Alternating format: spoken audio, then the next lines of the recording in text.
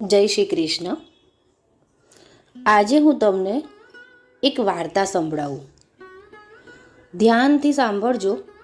કદાચ તમારા જીવનમાં પરિવર્તન આવે અને જીવન સુખમય બને.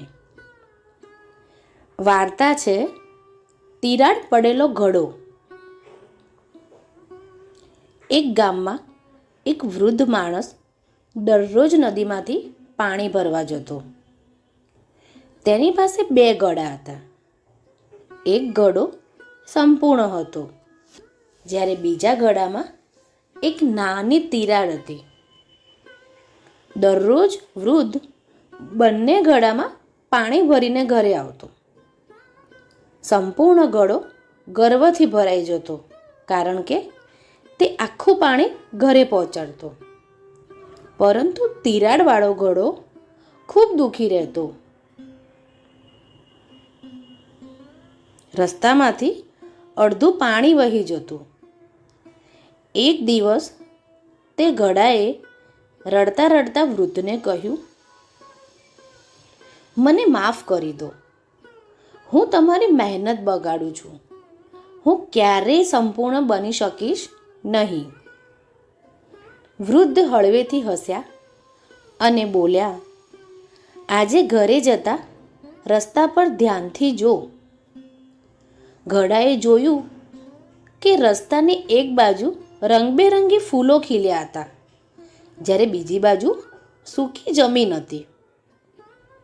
ઘરે પહોંચ્યા પછી વૃદ્ધ બોલ્યા, તારી તિરાડ મને પહેલેથી જ ખબર હતી, તેથી મેં તારી બાજુએ ફૂલોના બીજ વાવ્યા હતા.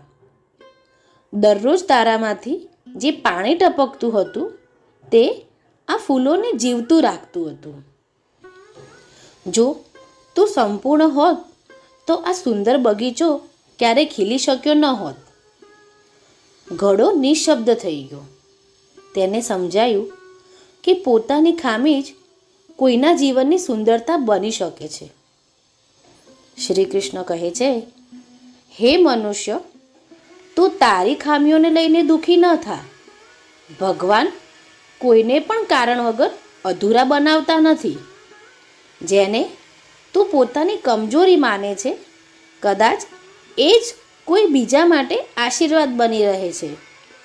તેથી ક્યારેય પોતાની સરખામણી બીજા સાથે ના કર. પોતાની કિંમત ઓળખ, કારણ કે હીરો પણ ખાણમાંથી જ નીકળે છે, મહેલમાંથી નહીં.